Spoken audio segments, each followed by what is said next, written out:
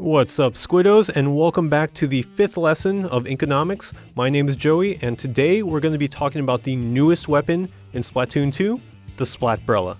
Now, we've all had the chance to play around with it for the last 2 weeks or so, and it's an interesting weapon for a variety of different reasons, the most obvious one being its unique secondary fire.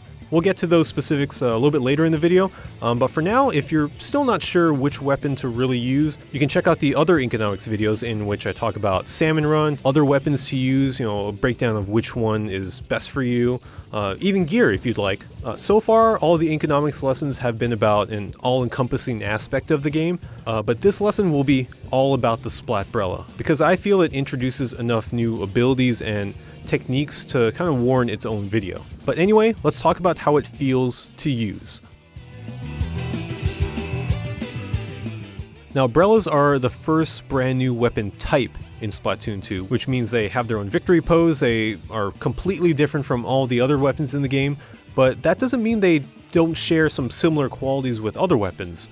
For example, the gun itself fires a short to mid-range shotgun blast, and it's not a rapid-fire weapon, meaning that it's kind of similar to a slosher in that you'll need to pull the trigger for every single shot. Also similar to a slosher is that it kills in 2 direct hits.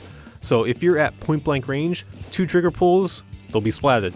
And also similar to a slosher is the Brella's ink spread. Now, it'll lay down a patch of ink with a good size radius and along with it a wide trail behind it.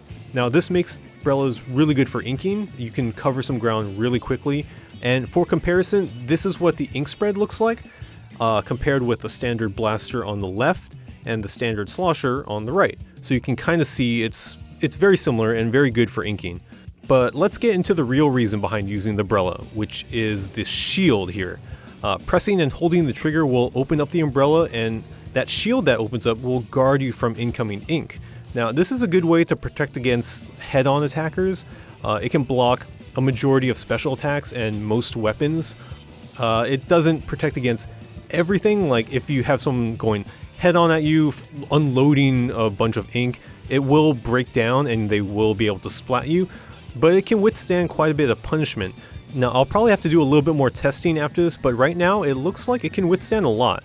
But one thing to keep in mind when using the Brella is that you walk really slow when you open it. Similar to aiming with a charger or revving up a splatling, you won't be able to move that much, but you want to be able to use that shield to your advantage. Once an enemy inkling sees it and they know they can't bust through it, they may try to, swim around you, and that's when you drop the Brella, drop the shield, and splat them when they're in the ink.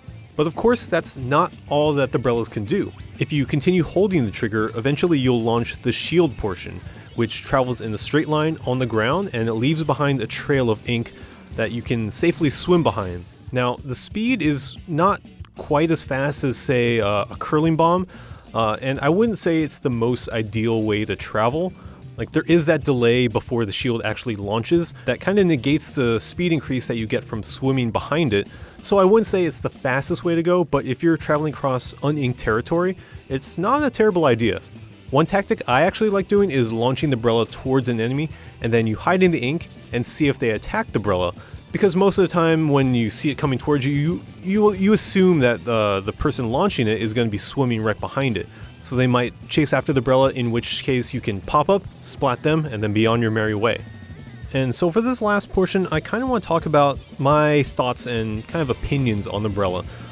And I'll be honest, the first couple games that I actually played with this, I ended up getting 0 splats. It was mostly because I was experimenting and kind of seeing what the weapon could do, but I feel like Brellas will typically not get the most splats in a game. Like, I don't think that they're the most offensive weapons, and they do have a wide spread, but their fire rate is kind of slow. It's not like a tri-slosher where you can, get them in 2 hits right away. If I'm chasing someone and I don't hit them at point blank range, it's going to take me way more shots than just 2 in order to splat them. I also don't think that they have quite the range to compete with, other sloshers or even other weapons. Like a Splattershot Pro is going to outrange it. A blaster is probably a closer comparison to the Brella, with the delay in between the shots and the emphasis on accuracy over, rushing someone down. But I feel like the shield is where you'll succeed the most.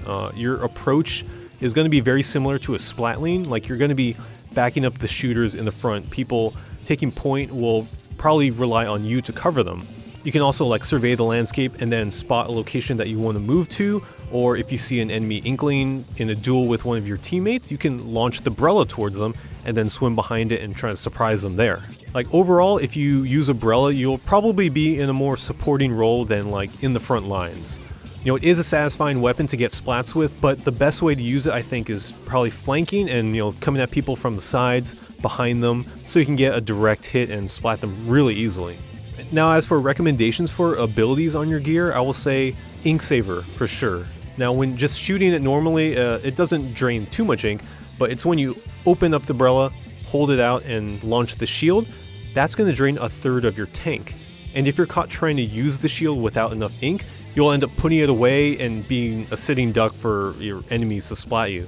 Now, the standard Splat Brella comes with a sprinkler sub-weapon, which makes it a good support for your team, and it has probably the most fitting special weapon with the Ink Storm. There's nothing really too complex with this loadout. Both of these abilities are best used for reclaiming and maintaining territory.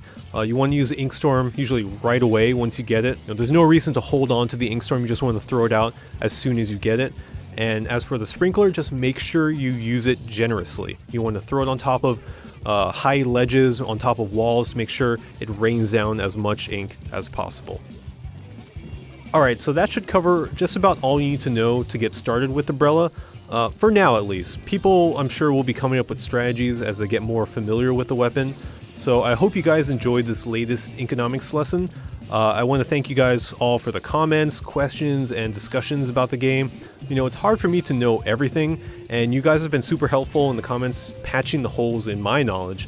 Now, I know Nintendo is about to drop a couple of huge updates, including new stages for Turf War, Salmon Run, and the Bubble Blower Special, and I'll be back in a couple of weeks to talk about those. But in the meantime, if you have any suggestions for the next lesson, anything that you're dying to learn about the game, you can write it in the comments below or ask me on Twitter @UncleFuzz. So again, thanks for watching, and I'll see you squids next time.